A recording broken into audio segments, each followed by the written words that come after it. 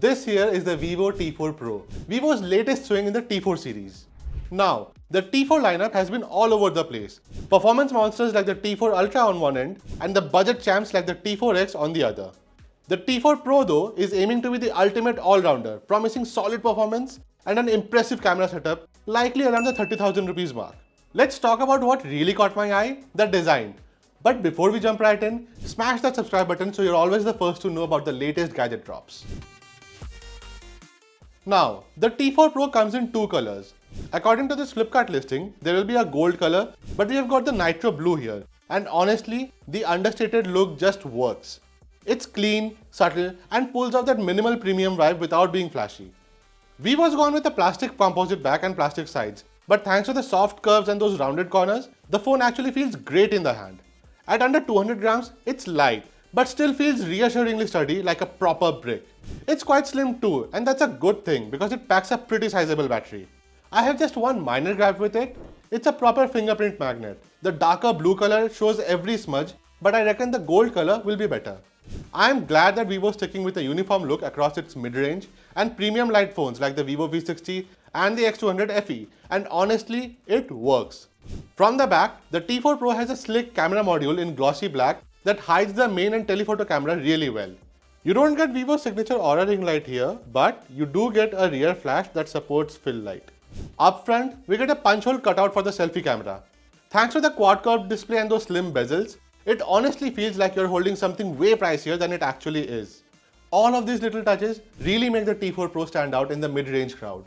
As for performance, Vivo has revealed that the T4 Pro runs on the Snapdragon 7 Gen 4, and they also claim that it crosses the 1 million mark on Antutu. Now, sliding over to the cameras, Vivo's packing some serious hardware here.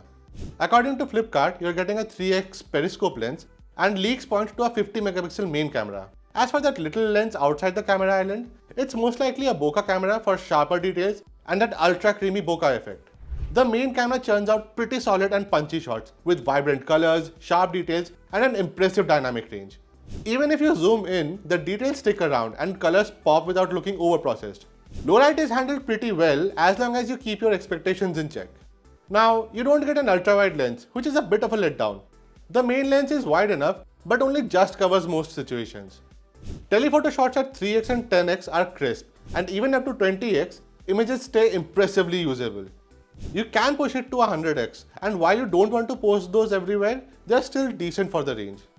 Now, there's no Zeiss magic here. We were saving those for phones higher up the food chain. But still, the portraits are seriously good. You get creamy bokeh, sharp edges, and a bunch of film-style color presets for that extra flair. Video maxes out at 4K 30fps and 1080p 60fps. Stabilization is decent, but the camera does crop in a bit. On the front, the selfie camera is a win. Skin tones look natural, details are crisp, and portrait mode does a solid job with edge detection. The T4 Pro looks all set to put up a serious fight in the mid-range segment, especially if camera and design are high on your checklist. If you want an all-rounder that nails the basics and brings some pro camera tricks to the table, this might just be the Vivo worth waiting for. The phone launches on August 26th in India, so let us know in the comments below if you want the full review for it on launch day. Thanks for watching, and I'll catch you in the next one.